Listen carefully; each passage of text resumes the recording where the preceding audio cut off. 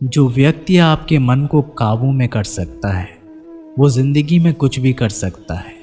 इंसान की इच्छाई पर सब खामोश रहते हैं, लेकिन चर्चा अगर उसकी बुराई पर हो तो गूंगे भी बोल पड़ते हैं। श्री कृष्ण कहते हैं, तुम्हारे बीते हुए कल को तो मैं ठीक नहीं कर सकता, लेकिन तुम्हारे वर्तमान में अगर तुम्हें अच्छा कर्म करोगे तो मैं तुम्हारे आने वाला कल ज़रूर उजागर करूँगा। आज के ज़माने में कोई अपना नहीं होता, सिर्फ लोग तब तक साथ देते हैं जब तक उनका स्वार्थ होता है। अगर कोई अकेला है तो इसका मतलब ये नहीं कि उसे कोई पसंद नहीं करता, बल्कि वो अकेला इसलिए है उसने दुनिया की औकात देखी है।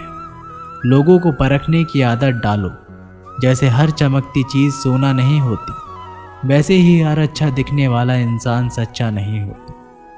अकेले रहने का मज़ा ही अलग है, ना किसी की ज़रूरत और ना किसी से उम्मीद। सफाई वहाँ देना चाहिए जहाँ उसे सुनना और समझने वाला एक खुला दिमाग हो।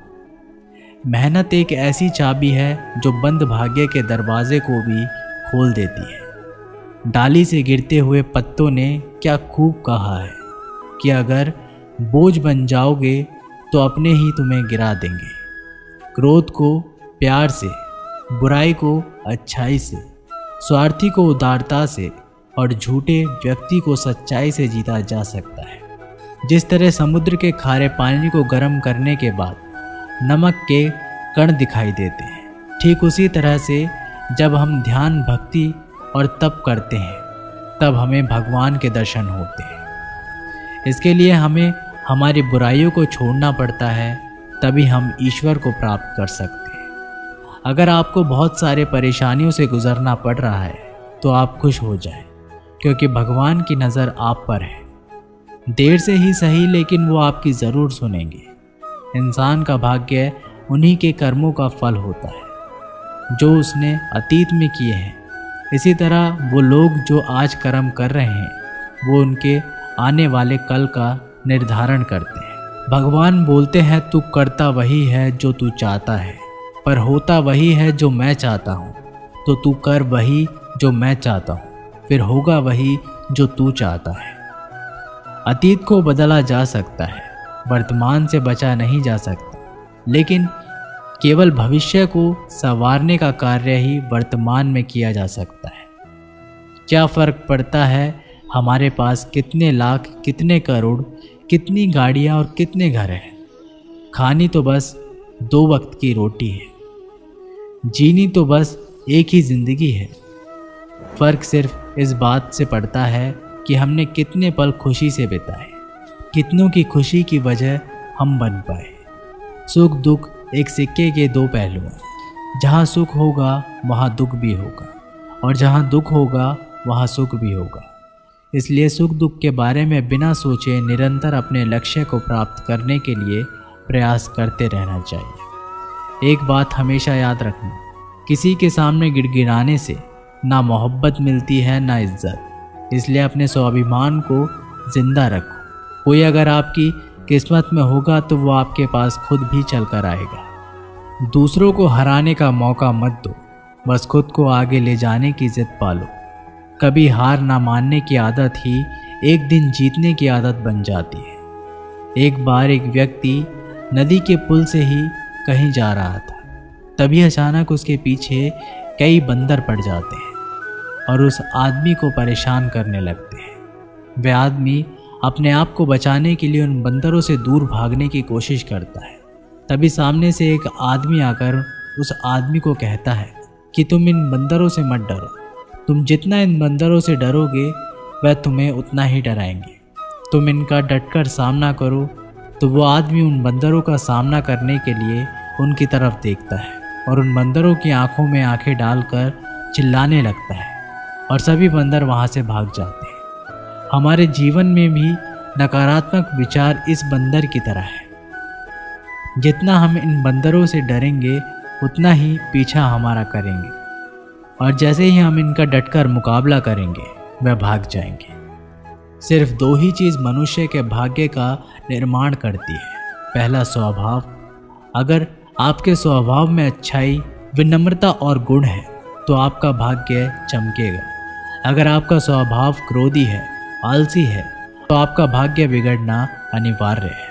इसलिए आपके स्वभाव को मधुर और आकर्षित बनाइए। दूसरा, आपकी वाणी बोलना तो आदमी 2.5 साल की उम्र में ही सीख जाता है, परंतु कब, कहाँ, कैसे और क्या बोलना है उसे ये ज़िंदगी भर भी समझ में नहीं आता है। जिसे ये बोलना आ गया कि कब, कहाँ और कितना बोलना चाहिए, समझ लो उसे सफल होने के लिए कोई नहीं रोक सकता। पिता से बड़ा कोई सलाहकार नहीं, माँ की छाँव से बड़ी कोई दुनिया नहीं, भाई से अच्छा कोई भागीदार नहीं और बहन से बड़ा कोई शुभचिंतक नहीं। इस मतलबी दुनिया से कोई मतलब ना रखो, और मतलब रखना है तो अपने मतलब से मतलब रखो। अगर तुम्हारे घर आग लग जाए तो लोग सहानुभूति प्रकट करने आते हैं, वो कहते हैं बहुत बुरा हुआ।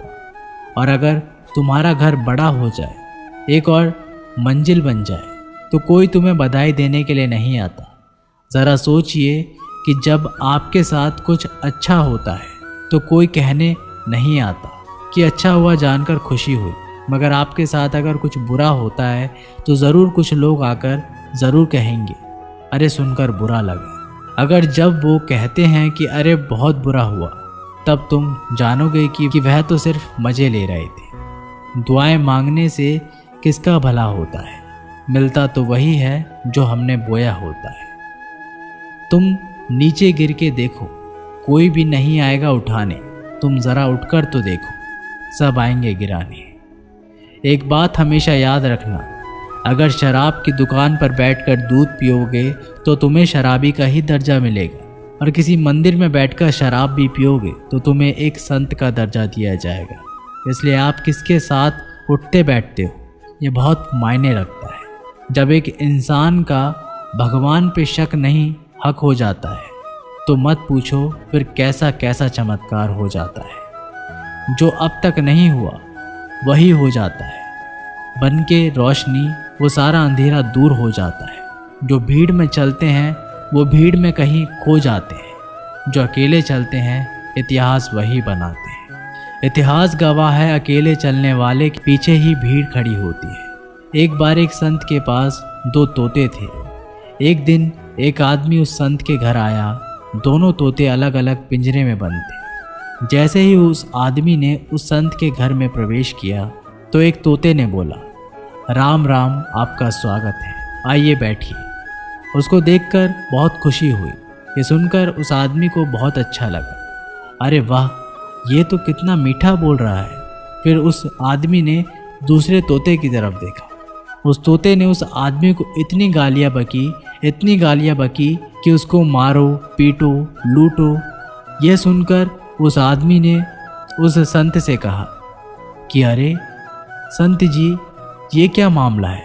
एक तोता गालियाँ बक रहा है और दूसरा तोता इतना मीठा बोल रहा है, आइए स्वागत है, ऐसे मीठे मीठे शब्द बोल रहा है।